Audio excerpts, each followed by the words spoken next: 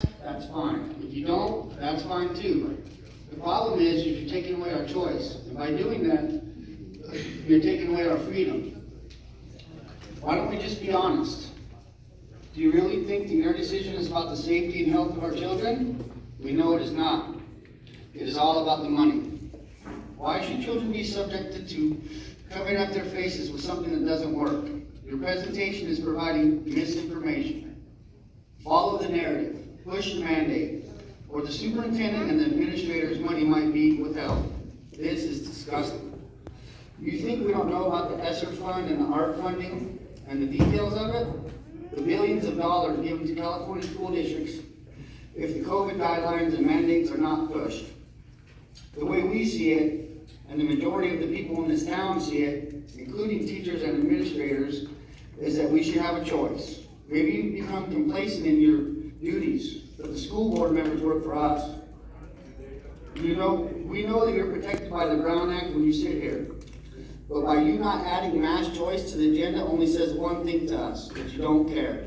It is unacceptable for you to think that you are above us, and that we are not worthy of your time.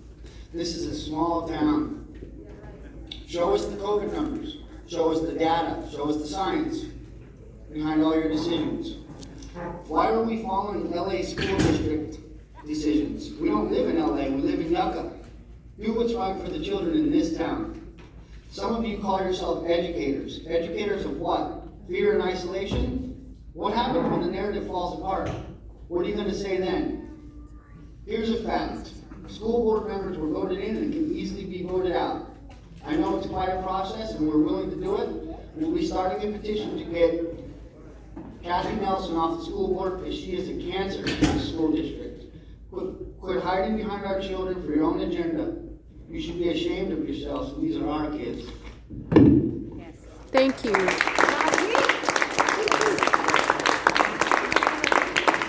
Hey guys, first off, I just want to introduce myself, Sergeant Omar, last year with the Sheriff's Department. Hello. Hi. Hi, guess I'm not here to enforce you guys, to push you guys to wear the mask. I'm a parent myself. I want to know what's going on with my kids' school. I want to make sure what they're kind of changing, what's happening within the school districts. With that said, in order for the meeting to continue, they're kind of asking you guys. I can't force you guys. I can't force you guys to leave. But if you guys don't kind of go with what they're asking, you're going to miss out on a lot of information that's going to be put out. That potentially you're not going to have a word to say later on because it's going to be held in a closed door meeting. So I'm just asking you guys if you guys could please wear the mask. I know what you guys are pushing, but you also are going to miss out on a lot of valuable information if you don't. So, like I said, we were here basically to introduce new two resource officers that we have for the district. And there's a lot of things that are happening within the school that you guys should be aware of it. So we're here for you guys. So, awesome. Thank you. but there is a lot of information that's being put out, changes in law, all that stuff. So, like I said, I can only ask you guys, I can't force you guys. So, you guys can talk amongst yourself. You guys have somebody that wants to come talk to me about it so we can kind of move forward with the meeting. I'd appreciate it. Yes, ma'am. I'm just wondering, is there any way to come to a compromise that all of us that can healthfully for a half hour, an hour, wear the masks, wear them, but if they are exempt or handicapped, that they have let their exemptions and their handicaps hold without them interrupting? So I can't, like I said, I can't speak for all that stuff because the school has to abide by a certain attorney stuff too. Which is, handicap So- accessible is part of that. I'm not an They're attorney, just so I not don't know. listening to that, so that's what I'm wondering. I'm willing to wear the mask for the next So hour. if we're Yes. all medically exempt, we should be fine, right? If that's what you, We are. We're How come exempt. how come they don't honor that? that's gonna be something that you guys can file with their Maybe you attorneys. should talk to them about that. I know, you poor thing. Isn't this a public meeting? I'm here for you guys. I know, okay? absolutely. So don't get it twisted. We like that. I'm here for you guys, I'm here for them. Absolutely. I just want to make sure that you guys continue with the meeting. There is a lot of information that's going to be put out, and I don't want you guys to miss out on it. Tyrants. Yes, ma'am. See if they can do an accommodation, what No, I can answer. I have a question. Who else wants to speak? Are I they don't know if anybody gonna said come out anything and else. say that I our did. kids have a choice not to wear a mask?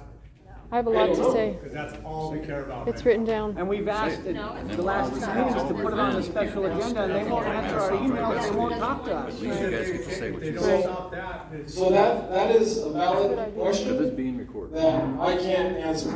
That's gonna be answered by them coming out here and have continuing the meeting. It's a valid question, I don't know. Yes, ma'am. Hi, first of all, thank all three of you for your service. Thank you.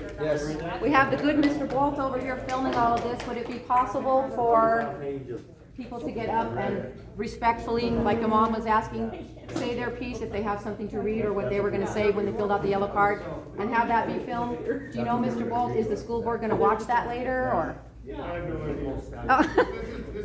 Oh, that's for you. Yeah, so, let me. Okay.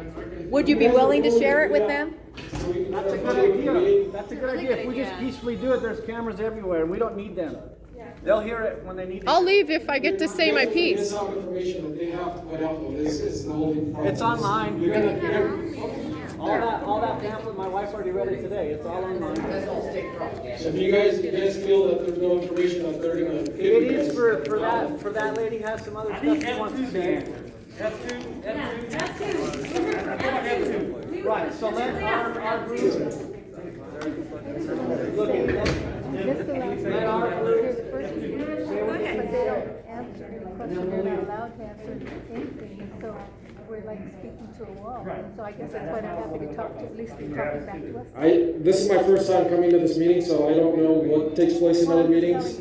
So, They can't talk like I said, about I can talk to them and then kind of go forward from that. Is that okay?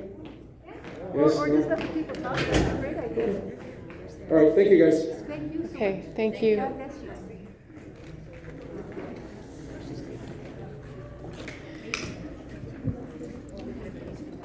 You know what, I'm just gonna go ahead and read this. They're packing up. I'm Susanna Richter of Yucca Valley, and I'm going to present some facts about masks and mask wearing, which I can email to you for your convenience. First of all, the size of mask holes ranges from 8 to 500 micrometers, and that includes the cloth and N95 masks. And the C virus is smaller than 0.0 micrometers, 50 to 150 nanometers. So even if you believe in germ theory, viruses living outside the body and being transmissible through the air, the mask is useless in preventing this virus that people under 70 have a 0.05% chance of dying from anyway. That's a much lower fatality rate than the flu, which hasn't really graced us with its presence since this common cold took the stage. There are studies showing very real, measurable amounts of bacteria, mold, and fungi growing in the mask, though, and our children are being forced into wearing that petri dish all day on their face, leading to tooth decay, receding gum lines, and acidifying the body's pH, setting the body up for a whole litany of illnesses. The maximum allowed amount of carbon dioxide in a closed space is 0.2%, about 2,000 parts per million. A large-scale study was done on 25,930 children with and without two types of nose and mouth coverings. One of many studies, mind you. At the minimum, masked children were breathing in 3 times the maximum amount allowed of carbon dioxide in the classroom. And at maximum, which was shown among the youngest children primarily due to higher metabolic rate, the inhaled carbon dioxide levels were up to 25,000 parts per million.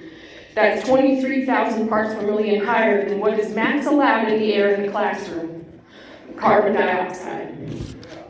This continuous rebreathing of exhaled air inevitably decreases oxygen levels and floods the blood with carbon dioxide, leading to increased heart rate, heart palpitations, raised blood pressure, chest pain, anxiety attacks, confusion, headache, dizziness, drowsiness, fatigue, weakness, upset stomach, difficulty concentrating, vomiting, seizures, loss of consciousness, permanent brain damage, inhibited brain development, and in severe cases, death.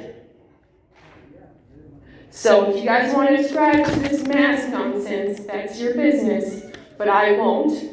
not for a second longer, and neither will my children. And if these representatives will keep not listening to the parents and the real facts, because they're being bought out, we'll just have them fired. We'll pull together as a community and a county and however many of us it takes, and we'll have our school taxes waived so that they cannot live off of us like the leeches they are.